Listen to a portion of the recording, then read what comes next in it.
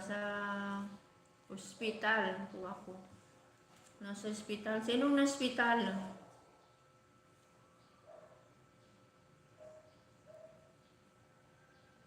Dito ako nakapagtrabaho. Hindi pa ako nakapagtrabaho. Hindi ka nakapagtrabaho. Ikaw na ospital? Pagaling ka, Lord. Kaya pala. Anak mo. Malaki. Dinggi. Nako. Ibikaro yung dinggi. Maulan ba dyan? Sa inyo? Pag maulan kasi, dami yung mga namok. Mabuti na lang dito sa amin. Gaano ako, nagwawalis ako pag marami na yung mga dahon, no? Mga paligid. Wala naman po ulan. Kaya yun. Dapat malinis yung bahay mo.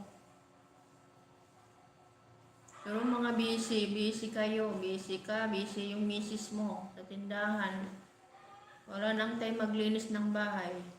Kaya ako, alam ko yun. Dapat, kaya ako, maglilinis ako ng bahay kahit maluwag.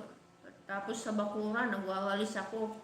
Baka may mga mga namok na nakatambak, naiipon. Kung ano yung nakikita ko, yun, tinatapon ko. Doon sa isa naming CR, dami yung mga namok nung pag hindi ko binubuhusan ng tubig. Yun, binubuhusan ko ng tubig para malinis.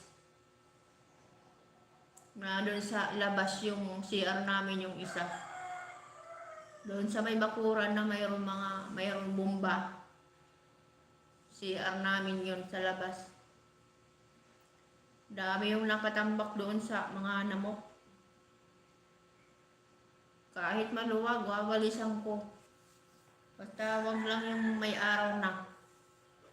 Sumasakit yung ulo ko pag may araw na.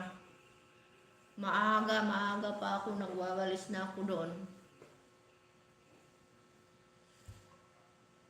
Dapat kasi malinis bahay natin kahit hindi maganda, linisin natin kasi hindi natin alam mayroon mga namok na nakaipon doon.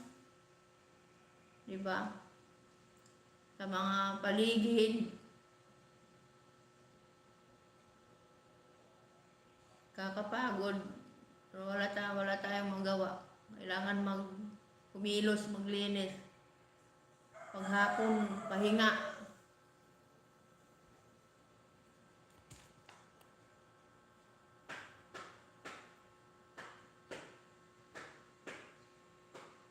Ilang araw na, Lods?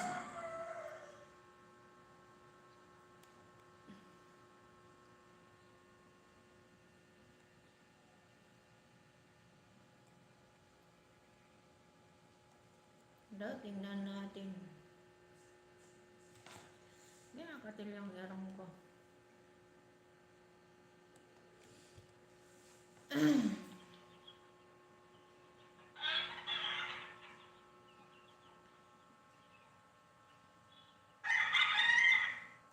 Ito wala pa.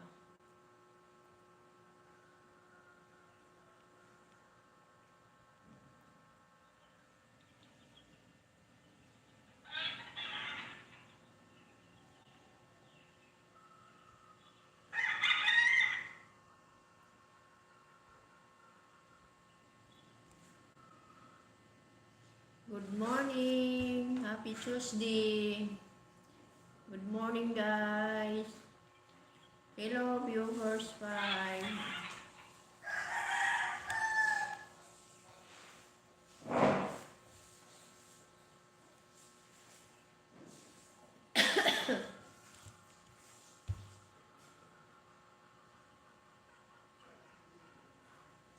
Mayroon na akong rules,